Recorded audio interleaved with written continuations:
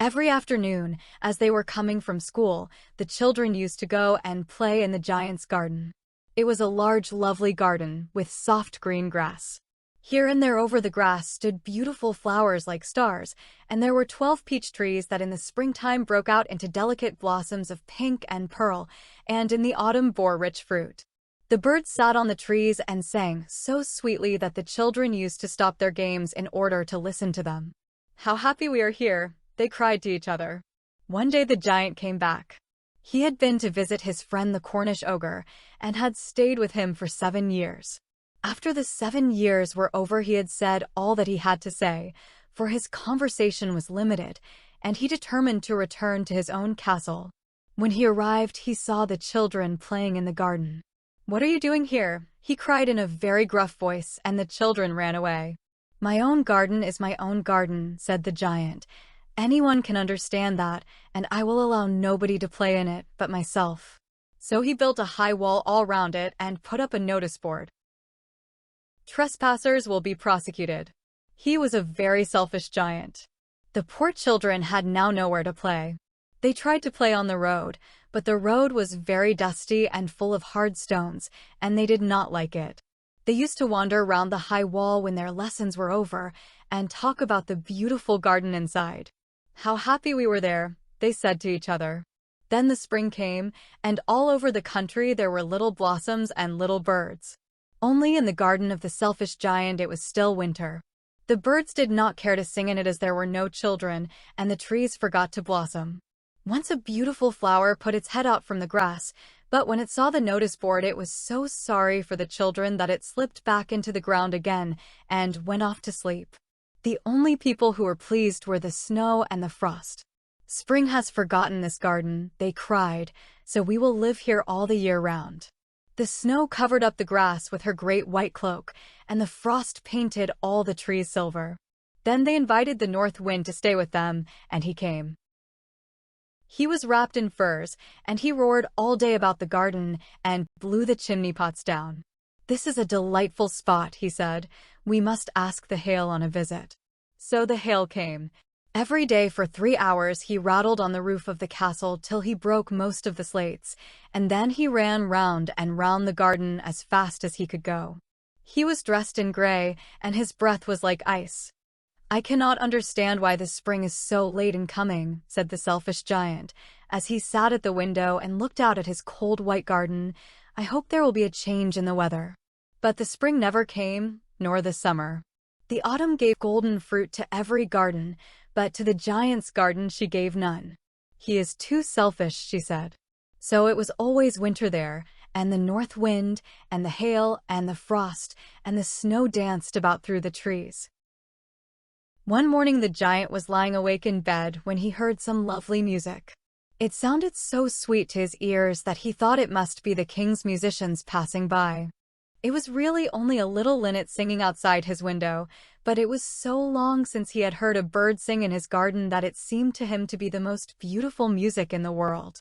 Then the hail stopped dancing over his head, and the north wind ceased roaring, and a delicious perfume came to him through the open casement.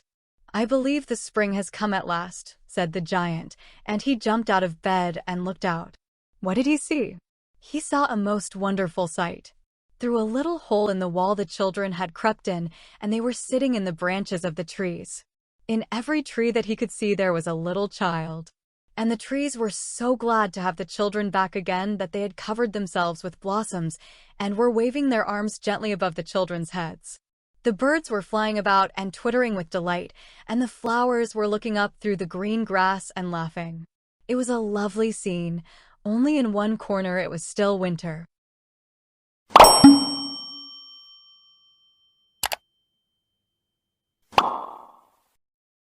It was the farthest corner of the garden, and in it was standing a little boy. He was so small that he could not reach up to the branches of the tree, and he was wandering all round it, crying bitterly. The poor tree was still quite covered with frost and snow, and the north wind was blowing and roaring above it.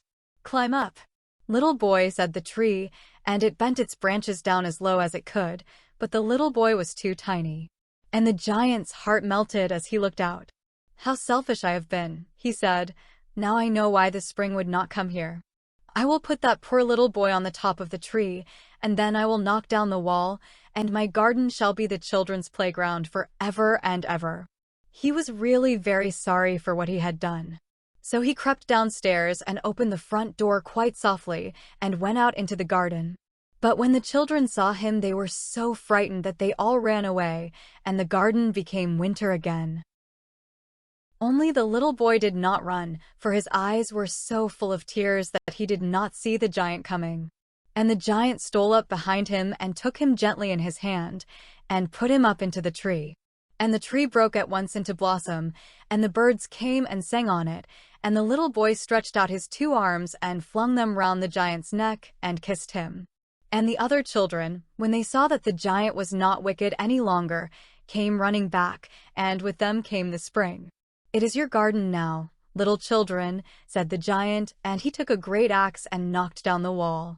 And when the people were gone to market at 12 o'clock, they found the giant playing with the children in the most beautiful garden they had ever seen. All day long they played, and in the evening they came to the giant to bid him goodbye. "But where's your little companion?" he said. "The boy I put into the tree." The giant loved him the best because he had kissed him. "We don't know," answered the children. "He has gone away." "You must tell him to be sure and come here tomorrow," said the giant. But the children said that they did not know where he lived, and had never seen him before, and the giant felt very sad. Every afternoon, when school was over, the children came and played with the giant. But the little boy whom the giant loved was never seen again. The giant was very kind to all the children, yet he longed for his first little friend, and often spoke of him. "How I would like to see him," he used to say. Years went over, and the giant grew very old and feeble. He could not play about any more, so he sat in a huge armchair and watched the children at their games, and admired his garden. "I have many beautiful flowers," he said, "but the children are the most beautiful flowers of all." One winter morning he looked out of his window as he was dressing. He did not hate the winter now, for he knew that it was merely the spring asleep and that the flowers were resting. Suddenly he rubbed his eyes in wonder, and looked and looked. It certainly was a marvelous sight. In the farthest corner of the garden was a tree quite covered with lovely white blossoms. Its branches were all golden, and silver fruit hung down from them, and underneath it stood the little boy he had loved. Downstairs ran the giant in great joy, and out into the garden. He hastened across the grass and came near to the child. And when he came quite close, his face grew red with anger, and he said, "Who hath dared to wound thee?" For on the palms of the child's hands were the prints of 2 nails, and the prints of 2 nails were on the little feet. "Who hath dared to wound thee?" cried the giant. "Tell me, that I may take my big sword and slay him." "Nay," answered the child, "but these are the wounds of love." "Who art thou?" said the giant, and a strange awe fell on him, and he knelt before the little child. And the child smiled on the giant, and said to him, "You let me play once in your garden. Today you shall come with me to my garden, which is paradise." And when the children ran in that afternoon, they found the giant lying dead under the tree, all covered with white blossoms. Please like, comment and subscribe my YouTube channel. Thank you for watching my video.